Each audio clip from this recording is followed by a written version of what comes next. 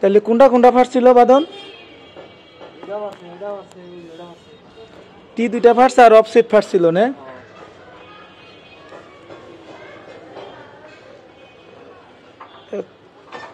বর্তমানে জুন মাছরা দিয়ে উপকার হয়েছে না? সেট পেঁয়াজ খাইতে গেছিলা? একবার শেষ করে পারিবে? এটা ফাটছিল মূলত কি কারণে বাদন? বট গাছ। ওই যে বট গাছ, এই যে বিল্ডিং এর আনাচে কানাচে যত্ন নাই, এই কারণে ওই যে কোনার মধ্যে একটা আছে, আবার এদিকে একটা আছে। এটা কি সরাইতে কইছে?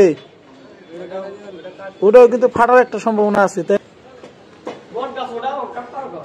ওটা কাটা পারবা?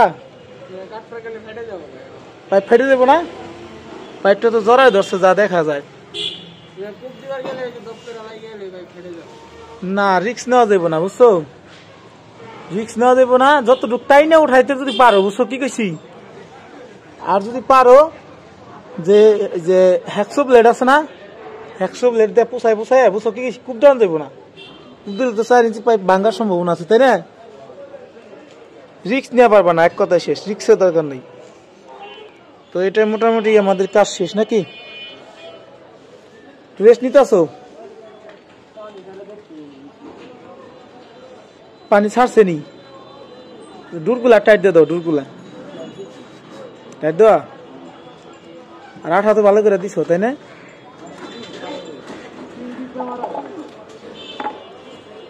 কি করবা এটা?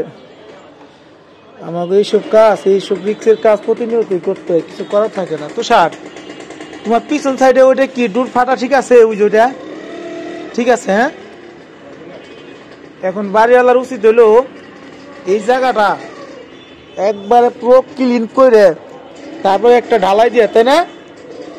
ঢালাই দিয়ে ঢাল থাকবো, বাইরের দিকে একটা নেট ফিনিশিং দিয়ে দিলে গাছ জমবো না। এই যে দেখো, ওই যে ধুলাবালি আছে না, এর রুটের ধুলাবালি, কিন্তু এটা বিশ্বাস করলা?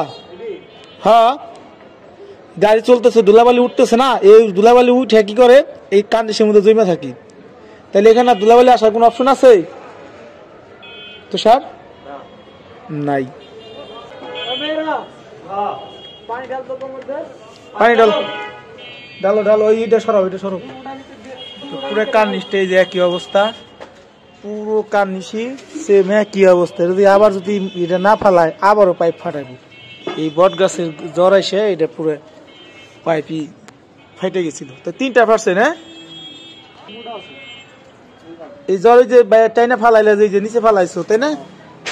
ওই যে নিচে গাছের জ্বর গুলো যেগুলো ফালাইছে, নিচে যে টি গুলা ফাটছিল, তাই না বাতি যা?